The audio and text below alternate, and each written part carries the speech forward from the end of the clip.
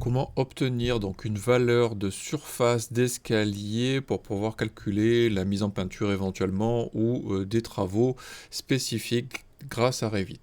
Bonjour, je suis Pascal Camillitti, architecte et formateur Revit. Aujourd'hui, je vous présenter un tutoriel sur comment réaliser donc un calcul de surface en mètres carrés qui soit inscrit directement dans les valeurs de l'escalier lui-même pour que vous puissiez avoir des valeurs et éventuellement sortir une nomenclature. Ça va vous permettre de pouvoir faire des quantités et encore une fois des QE, des métrés pour pouvoir passer au niveau supérieur. Avant de démarrer ce tutoriel, je vous rappelle qu'en cliquant sur le lien qui est sous la vidéo, vous allez pouvoir rentrer votre prénom et votre email dans le formulaire qui est destiné à cela et ainsi vous allez pouvoir recevoir mes conseils gratuits par email. Pour celles et ceux qui veulent passer vraiment au niveau supérieur, récupérer les scripts, le script que je vais vous présenter aujourd'hui et éventuellement les autres scripts, etc., vous vous abonnez à la box et vous prenez l'option du bonus 4. Ça vous permettra d'obtenir donc en plus des 4 derniers tutos, l'ensemble des fichiers, programmes, etc., tout ce que j'ai pu, des familles Revit, un gabarit d'agence, tout ça c'est dans la box et en plus donc vous pouvez passer au niveau supérieur grâce à tout ça. Allez, c'est parti pour ce tutoriel.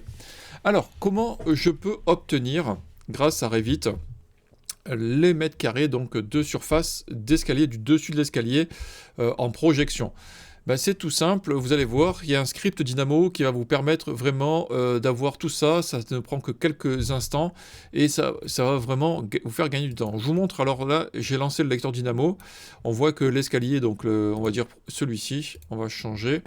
Si je fais modifier l'escalier, quoique je vais peut-être pouvoir, oui, non, on va le sélectionner, on va le faire comme ça. Hop, je vais, ah, excusez-moi, pardon. Je fais modifier l'escalier ici, hop, et si je choisis la largeur de l'escalier, normalement je dois avoir une largeur qui doit être par là. Est-ce que je prends celle-ci? Est-ce que je vais pouvoir le faire? Parce que là c'est un escalier que j'ai traficoté, 1,20 m. Ok, voilà, je prends cette volée, je la mets 1,25 m, voilà, ok.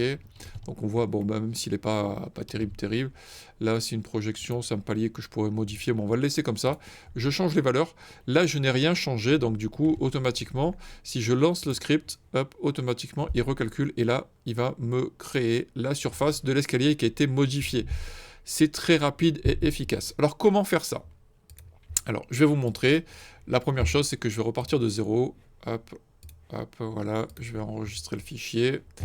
Je rappelle qu'il sera disponible dans la box pour ceux et celles qui veulent le récupérer. Alors, tout simplement, vous allez voir, c'est ultra efficace. On va dans l'onglet architecture, dans la partie circulation, on va escalier. Si je prends un escalier comme ceci, je vais aller sur le niveau 2. Donc, il va me falloir un certain nombre de marches.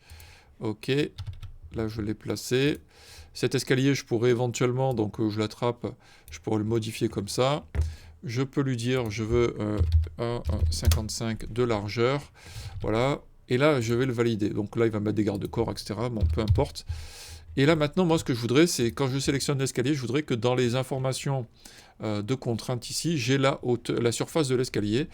On voit que si on fait une nomenclature, je fais une nouvelle nomenclature d'escalier. Voilà. On voit que je ne vais pas avoir donc de surface qui va être disponible. Donc MNOPQRST, on voit que j'ai pas de surface qui apparaissent. Donc je n'ai pas la possibilité d'avoir d'informations là-dessus. Donc pour avoir la surface de l'escalier, pour pouvoir faire des calculs, je vais avoir la possibilité de créer un paramètre spécifique. Alors là, ce que je vais faire, c'est que je vais faire le point de départ niveau de base. Voilà, je vais l'implémenter ici. Et donc là, j'ai pas de données. Donc comment je fais ça? Tout simplement, il va me falloir créer un paramètre. Dans l'onglet Gérer, je vais créer un paramètre de projet que je vais ici, et je vais l'appeler surface. Écrivez le même, hein, dessus, escalier. Voilà. Il faut aller chercher une surface, évidemment, hein, parce qu'on va avoir une surface. Et on va le mettre donc dans les contraintes ici. Et on va aller sur l'escalier, parce qu'on veut que ce soit attribué aux escaliers. Voilà. Ce qui veut dire que maintenant, lorsque je sélectionne un escalier, je vais avoir ici à une nouvelle valeur, une nouvelle propriété qui sera disponible. Ce qui veut dire que dans ma nomenclature maintenant, si je vais chercher les champs, je vais avoir ma surface qui va être disponible. Surface dessus escalier, je l'attribue. Bon, maintenant, en l'occurrence, là, je n'ai pas l'information. Il me suffit simplement de lancer le script Dynamo que j'ai ici. Donc là, on vient ici, on va lancer le lecteur Dynamo. Il va aller recharger mon élément. Et là, il me suffit de lancer le calcul. Et là, il m'a affiché la valeur. Ça ne prend que quelques secondes, c'est hyper facile. Ce que je vais faire, c'est que je vais quand même vous montrer à quoi ressemble le script, de manière à ce que vous puissiez le faire éventuellement par vous-même si vous le souhaitez. Voilà. Alors on commence par la catégorie, on va chercher les éléments de la catégorie, les éléments de la face, on va aller chercher l'orientation, la surface, faire un calcul, on rajoute le paramètre et on injecte les valeurs. Ça ne prend que quelques secondes de manière à avoir vos éléments de surface d'escalier. Vous avez vu, c'est excessivement facile, excessivement rapide. Et ainsi, vous aurez les mètres carrés de votre escalier qui seront ici. C'est très rapide. Bon, j'espère que ce tutoriel vous aura été utile. N'hésitez pas à liker, à partager. Vous cliquez sur le lien qui est sous la vidéo. Vous me laissez vos commentaires. J'adore vous lire, échanger avec vous. C'est un vrai plaisir. N'hésitez pas. Vous m'envoyez des emails pour me dire ce que vous voulez voir. Donc, je vous rappelle, l'email, c'est tuto@architecte-paca.com de manière à pouvoir m'envoyer des idées de tutos que vous avez envie de voir.